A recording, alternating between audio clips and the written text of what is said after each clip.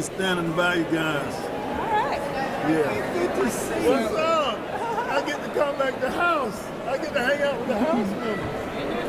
How long you doing? I was once one of you. Let me see how long can you stay. I was once one of you to come in the city. How long are you going to be able to stay? You got a meeting? I got a meeting at 2:30. They moved it back. They moved it back. They moved it back. We'll know where to put you on there. Okay. They moved it back. Shagan, Dewey, would you mind moving to the other side? I'm going to be like 5 minutes. You can stand on the edge. All right. Thank you. All right. There you go. All right.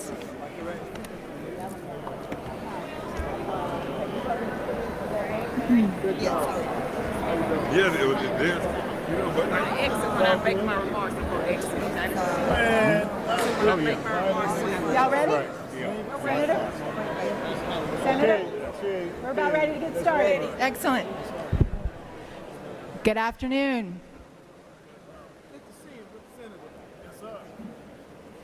Good afternoon and welcome to the Georgia House Democrats Conference on Education.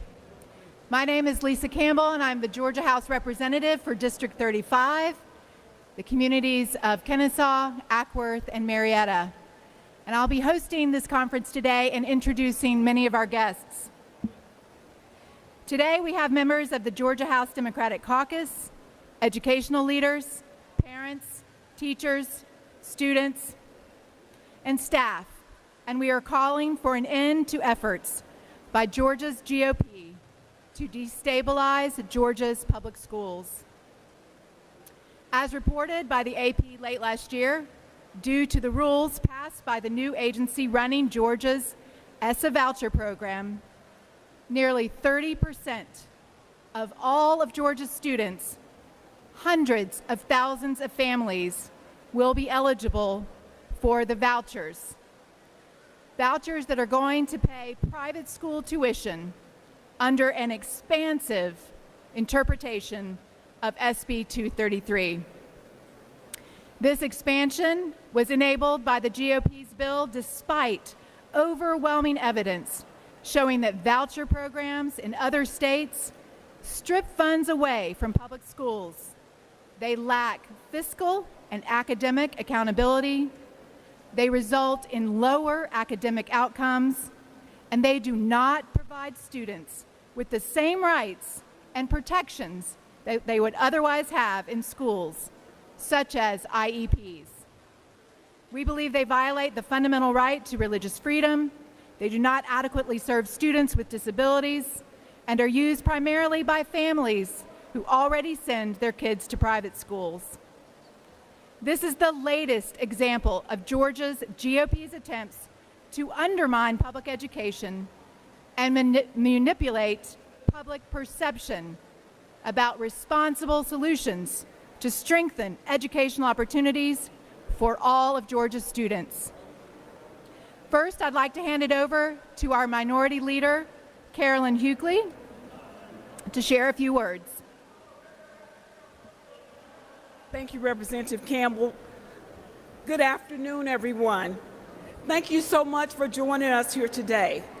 This session, House Democrats are committed to passing our opportunity agenda that will make Georgia the best place to live, to learn, and earn. Lifelong learning is key to unlocking every Georgian's full potential.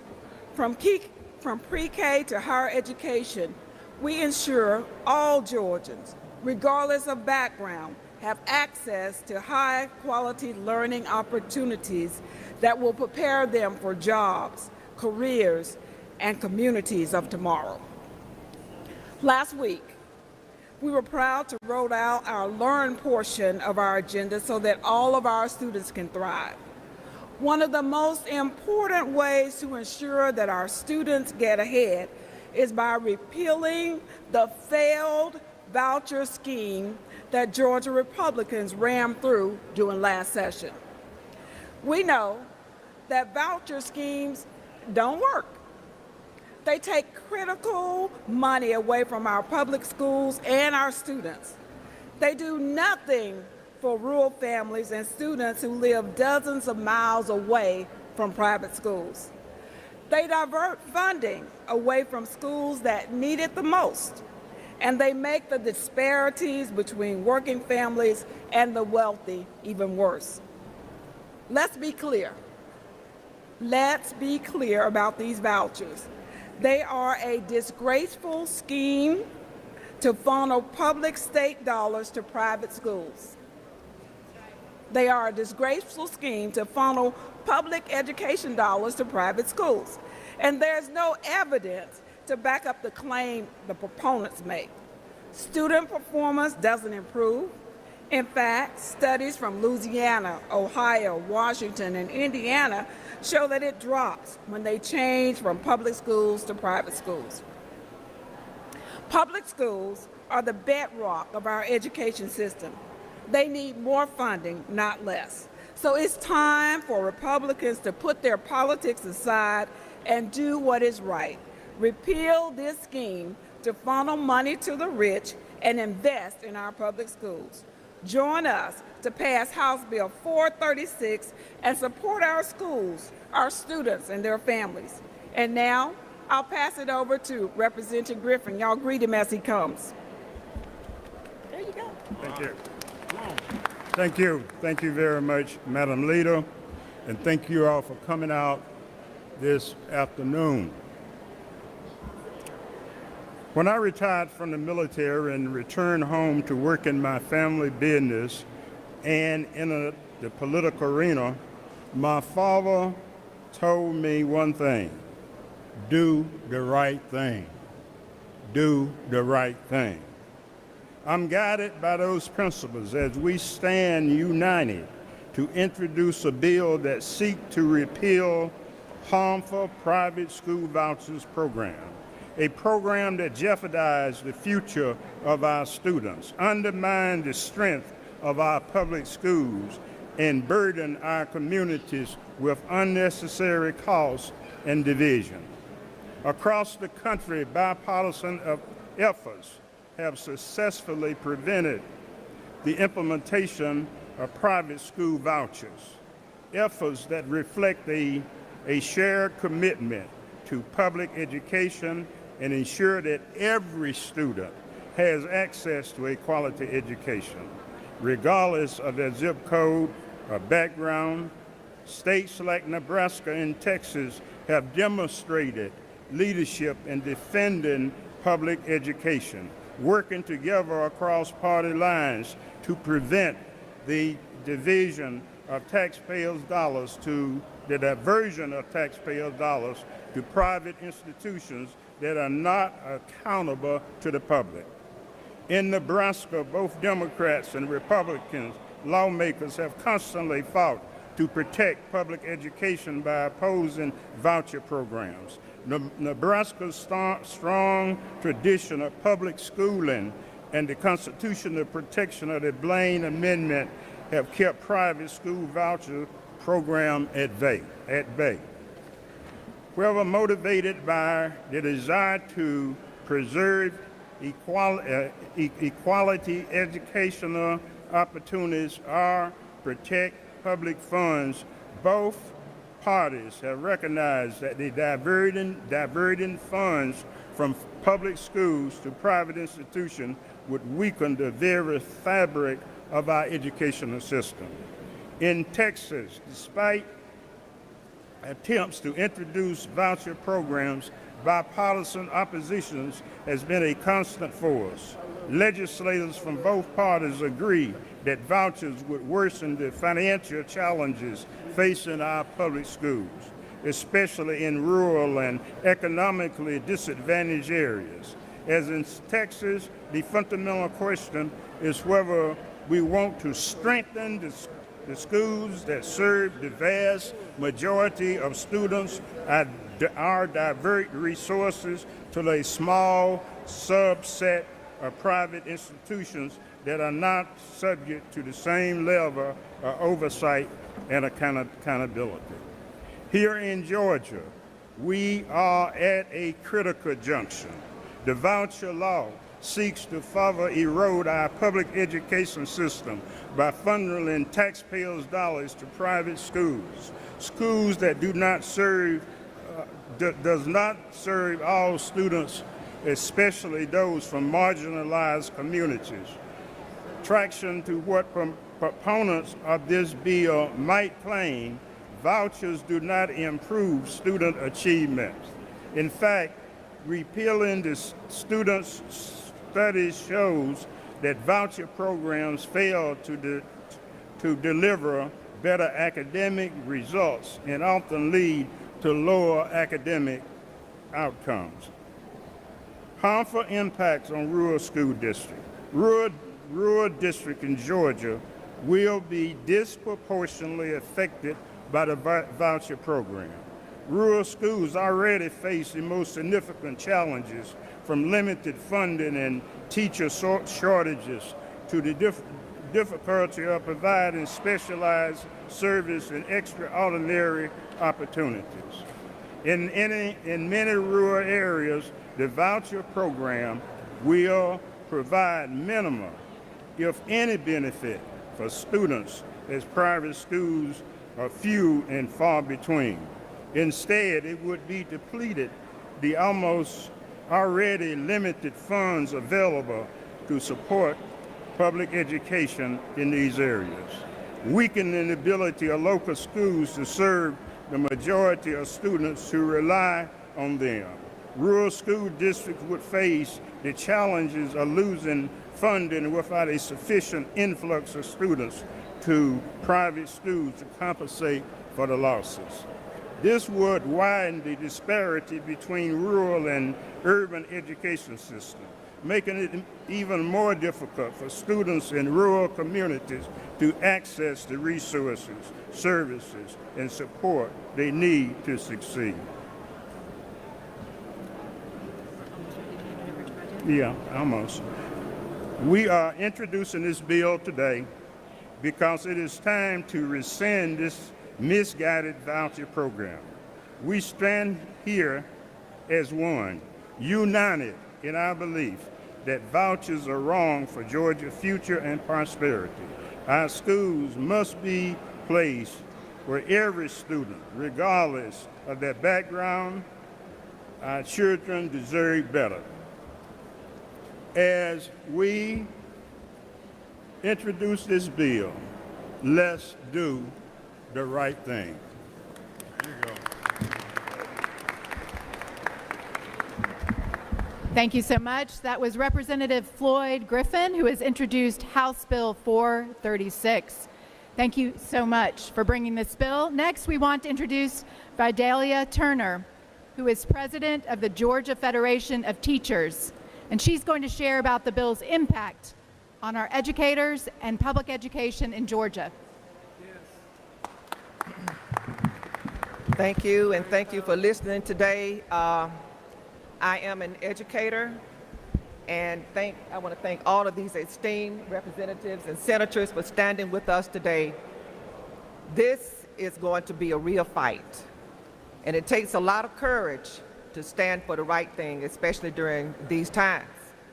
I am flanked and honored today not only to have these men and women standing behind me, but my own state representative and my own state senator flanking me, Representative Billy Mitchell, and Senator Randall Mangum. And we are especially proud of this young man right here. But when all of my hair was brown about 30 years ago, Georgia started the voucher plan. Vouchers came about in 1854 following Brown versus Board of Education. It is being sold now and it's being expanded. It's a malignant cancer, so I was not surprised when the Lieutenant Governor came up with the foster care list. What's going to actually happen, y'all, is that more and more money will be put behind this voucher scheme. It's going to hurt our economy. It's going to hurt our schools, who already have fixed costs, where over 90% of our children already go. And where these schools serve our brightest children to kids 17, 18 who cannot lift their heads up and feed themselves, where they have to have special apparatus, special personnel, and et cetera, that's burdening our school districts.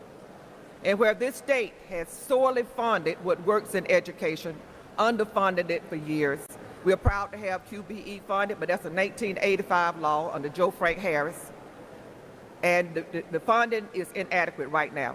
But private school vouchers happens to be born out of a billionaires group called American Legislative Exchange Council. That's where it comes from. And I want everybody to educate themselves on what ALEC actually is and who belongs to ALEC and how ALEC gets folk elected and how ALEC actually comes up with policies and legislation and give it to our legislators. And in saying that, I want to thank the 16 Republican brothers who stood against this bill in 23, although some of them folded, but I want to thank the 7 or 8 who stood against it this time. Our governor got it passed, and you know the governor has a big stick. He got it passed with 1 vote. The lieutenant governor has already told us if this bill passes in the House, it won't get through the Senate. And I scratched my head and I said, I wonder why. Georgia ought to be asking what goes on behind the scenes as why the lieutenant governor is not allowing or just assuming that people are not going to independently think. It's time we take the muzzle off of our legislators. Private school vouchers take many names around this country, including scholarship programs, tuition tax credits, education savings accounts, portability plans, but regardless of what they are called, they use our money to fund private schools and divert scarce resources from the public education system that serves 90% of us, and that's why we have Great America. Private schools undermine public schools, and given with the money and with the programs and given the restraints, and we know what's coming down from the White House, our president has already told us what he's going to do in terms of education cuts. So we're going to be put in a bigger bind. This bill needs to pass. Private school vouchers do not save taxpayers money. In voucher programs, the public schools from which students leave for private voucher schools are spread throughout the school district. The reduction of a few students from each public school does not increase operating costs. You got fixed costs already. But vouchers, period, do not improve academic achievement. Repeated studies of voucher programs across the country show that vouchers do not result in better test scores, and in many states have led to declines in academic achievement. It serves no improvement in achievement, period. And you may say, well, these are not private school vouchers. The people who are already, and I want you to know this before I stand back there, according to the National Council of Public Education, there's a bill right now, and this is called, this bill will give $5 billion per year for the next 4 years of our dollars over to special interest folk who are making money off of vouchers, because that's what it is. It's a money scheme and a segregation scheme. I've given the press some of the packets on this. I'm trying to put it up right now. But this voucher scheme in Georgia is all a part of it, and it will continue to spread and take our dollars. So we can talk to you even off camera because I have limited time. So you will see just how deep this is. Many states put vouchers on the agenda for folk to vote, up or down. This state did not. This does not improve education. It serves the few. And even if the lieutenant governor is saying, oh, now we're going to take it to the foster parents, we rate number 37 with a foster care system in this state. You need to know that. So the bill needs to die. It is not good for us, and we need to support measures that actually are good for us, and we can talk about those that this state does not really want to talk about. Thank you so very much.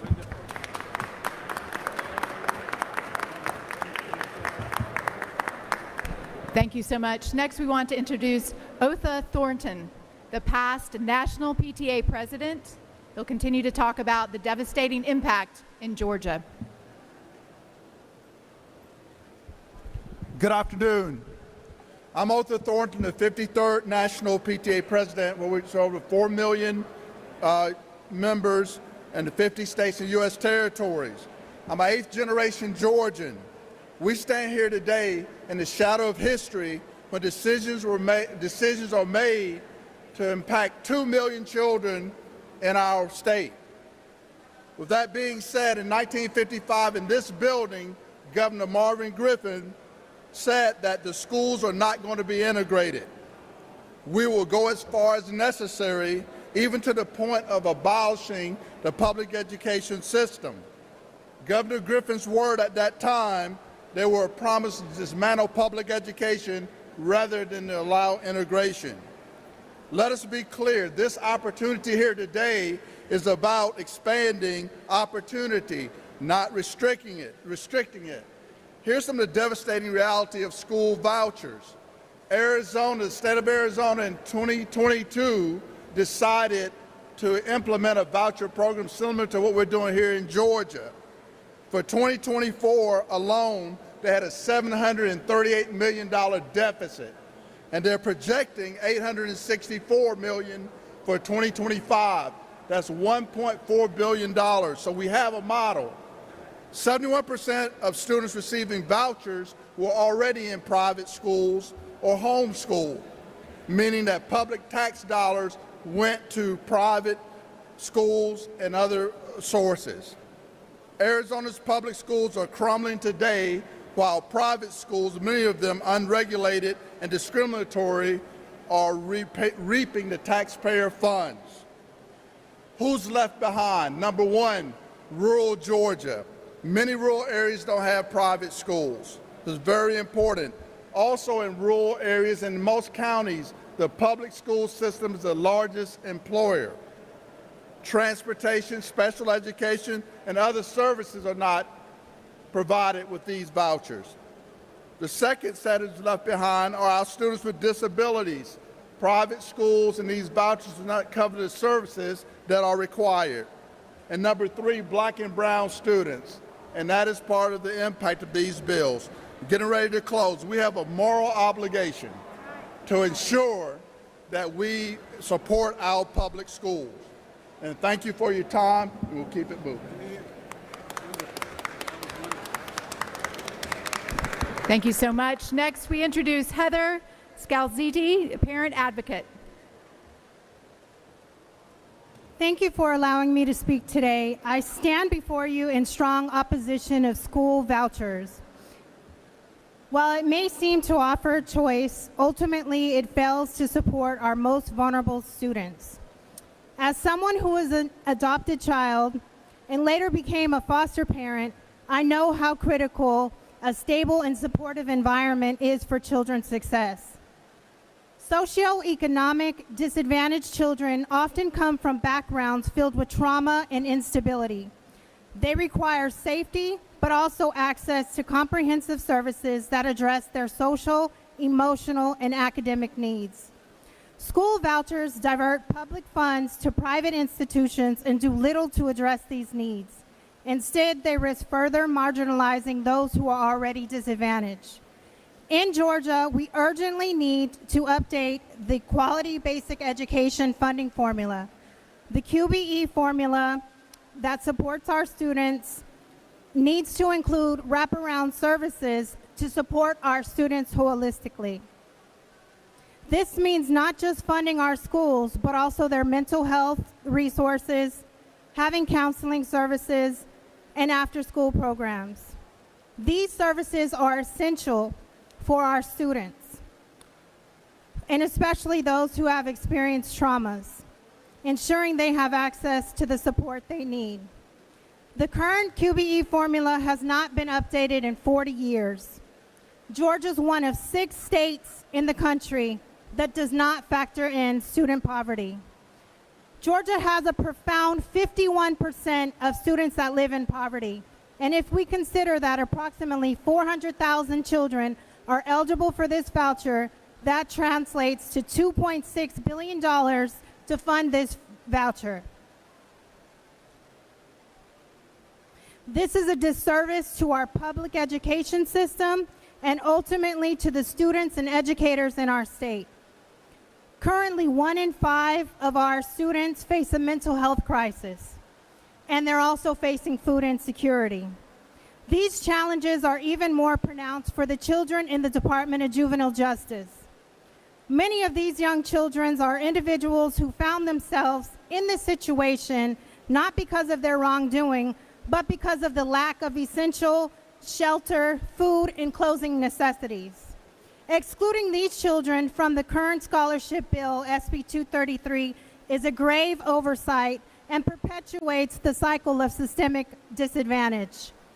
This voucher also adds a strain on our current child care crisis, leaving parents nowhere to send their kids. Furthermore, these schools may not align with family values and religious beliefs, adding another layer of complexity to this decision-making. Vouchers do not guarantee improved educational outcomes. We must focus on what truly serves our children's best, and that's adequately funding our public schools and the programs designed to meet their needs. The goal of the General Assembly is to provide a budget for education. Instead, we're diverting funds to serve private schools and institutions, and this is not equitable for our children in Georgia.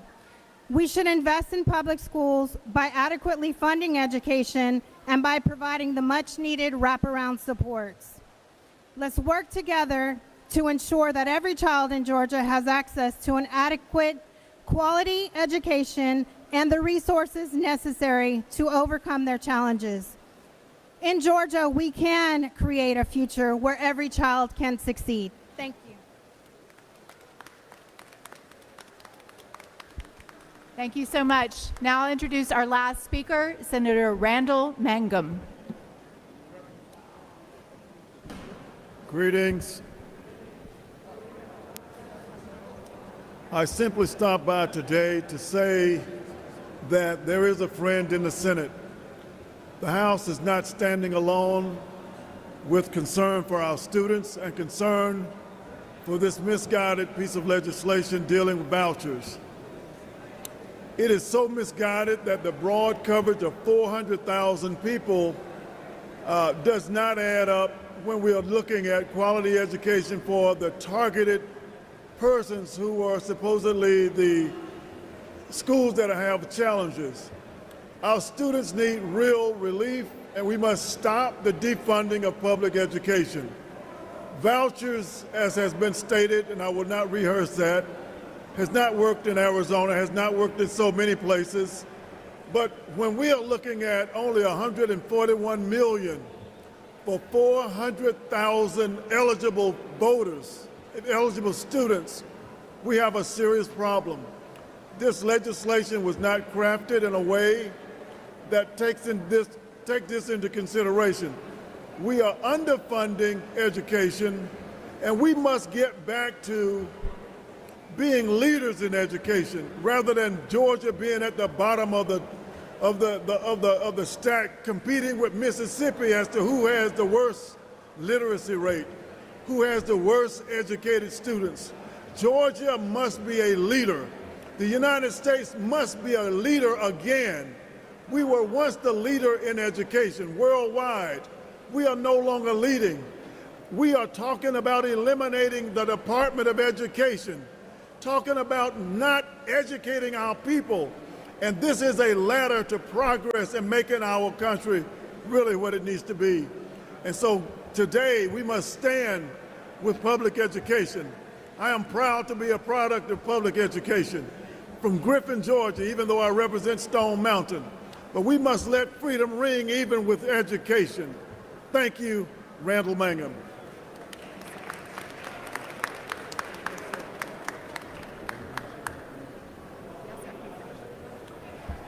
First of all, I want to thank everyone for coming out today, because this is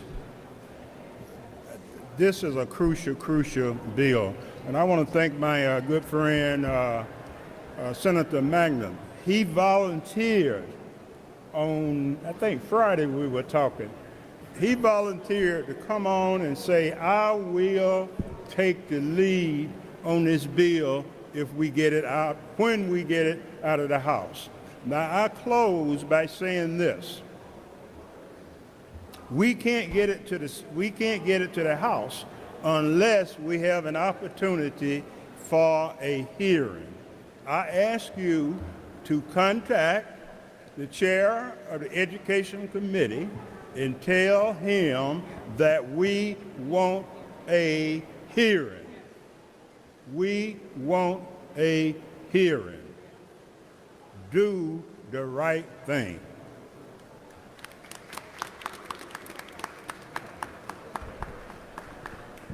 And just in closing, we'll say, again, we are seeking a hearing in the House. We will be seeking a hearing in the Senate. The Georgia House Caucus believes that Georgia's GOP school privatization advocates have been able to advance these vouchers. And they started this beginning with white parents' resistance to integration in the 50s, all the way to today's regressive movement to ban books, prohibit teaching science and history, and oppress marginalized people by limiting the freedom to earn and learn. And we are here to oppose that with Representative Griffin's bills. We'll close it out and ask if there are any questions.